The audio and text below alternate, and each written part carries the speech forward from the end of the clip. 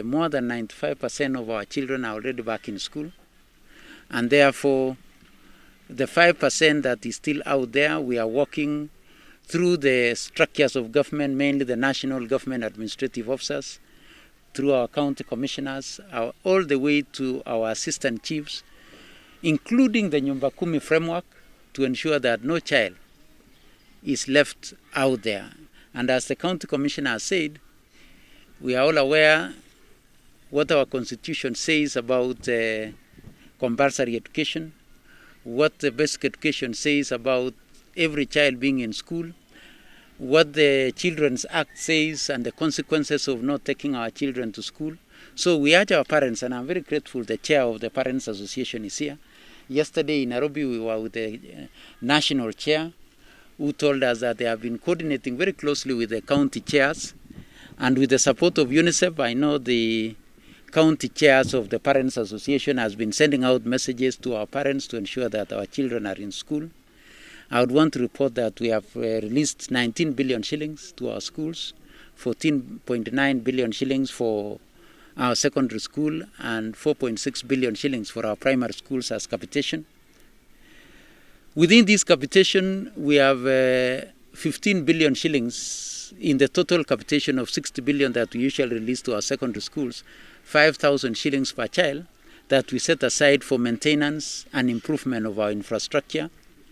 We've already released another 2.4 billion shillings from our infrastructure funding for our secondary schools. We've released another 300 million shillings for our primary schools for infrastructure, another 300 million shillings for our low-cost boarding, also for infrastructure. Working with the World Bank, we are supporting 30 counties improve their school infrastructure, and the World Bank, working with government, is investing another 8.2 billion shillings to improve on our infrastructure. So sometimes when we say that government is not doing much in terms of infrastructure, I can tell you this year alone we shall be able to put up, if we were to do only classrooms, we would be putting up more than 35,000 classrooms, if we were only to focus on classrooms. If we were to focus on non-laboratories, we would be doing 10,000 laboratories. So we are ensuring that we put in resources, but as my colleague Chris Kipsang said, is that, we are within a bigger economy, we are within a bigger system, and we all compete for resources. Already 27% of the national resource goes to education. Asking anything more, we shall be unfair to other sectors of the economy. So the only thing we shall do as a sector is to optimize on the resources that has been given to us and ensure that we properly invest in the future.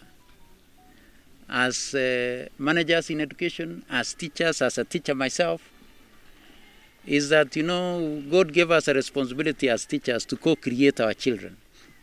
And we shall ensure that we do that duty of co-creating our children in the best way that is there, and ensuring that no child is left behind. So once again, I would want to most sincerely thank my colleagues, the PSS. I would want to thank our CSS through our CS for Labor, Olentutu. I would want, on behalf of my Cabinet Secretary, thank the Cabinet colleagues of my Cabinet Secretary for the good work that we are all doing, because we are all working under the umbrella of our President, who has directed us that our children must be in school. Because the essence of any government is that is to make sure the future is safe. And the future can only be safe if we take care of our children. And we can only take care of our children if they are in school. So any government would ensure that is done.